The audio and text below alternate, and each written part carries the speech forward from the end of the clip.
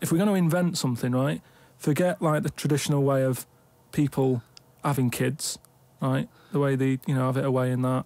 You know, what do you mean? What do you mean? No, you know, like, the way that, you know, we have kids and stuff. If it'd be good if what happened was to control it is if man and woman, right, they're born and that, they enjoy their life, they learn a lot, they live to be about 78, I think, by that point. So specific. Yeah, no, but by 78, I reckon you've sort of got to that point where you go, do you know what, I've done everything I'm going to do. If you haven't bungee jumped by the time you're 78, you're not going to do it. No. You know what I mean? So it's kind of like... Your hips come off. You've done it all now. Yeah. And then you die, right?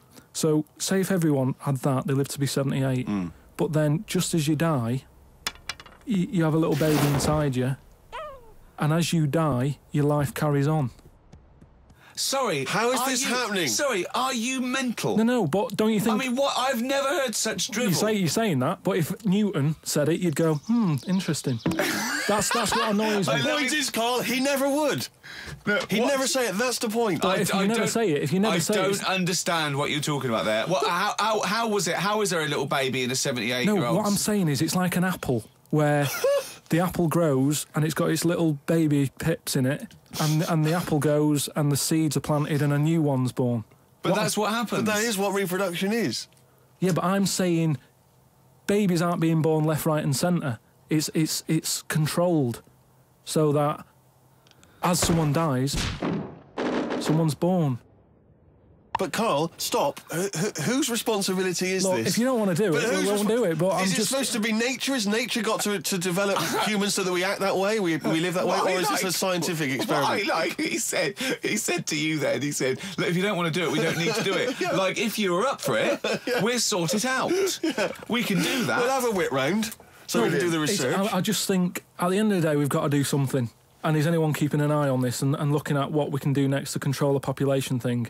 It does my head in that I've got to live in London for work and what have you, and there's loads of people here, and, you know, forget going out on a Saturday night, it's too busy, and you can't move, and they keep... I mean, what annoys me about London is... So your solution is that 78-year-old women have little babies inside them, and as they slip away into death, the little babies... And how is that baby then raised? Who looks after the baby? Because it's a pretty good system having a baby while you're young enough to look after that baby and make sure it lives to, you know, reproductive age itself. I mean, that system's been working for years. Nature's sort of sorted it out.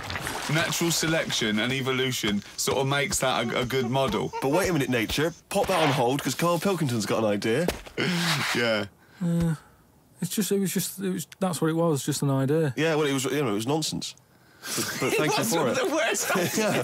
I mean, it was the ramblings of someone you'd find by themselves in a hospital eating flies. This is the sort of thing you find when, if they find maybe a pamphlet or a booklet written by a psychopath. You know, someone, just before they went on a rampage and then turned the gun on themselves, they go through their possessions and they find a book and it's got weird drawings, women with knives in their face, and this kind of garbage. In fact, I saw a similar sort of theory written out on a wall, but it was written in shit. Exactly. Yeah.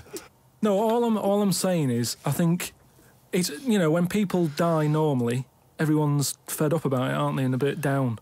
But if when you pass away, you go, oh, we're going to miss Gladys or whatever, but then there's this new life brought in, it's almost like a bad news, good news. But you're talking about it like someone could pick this idea up and run with it. Like you've given them enough information to do it. How is this possible? Where does she get the baby from?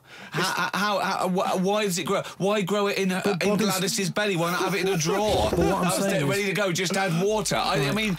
Who looks after son of Gladys? There is no theory here. There's no... It's the ramblings of a madman. What I'm saying is, though, the body's always changing, innit?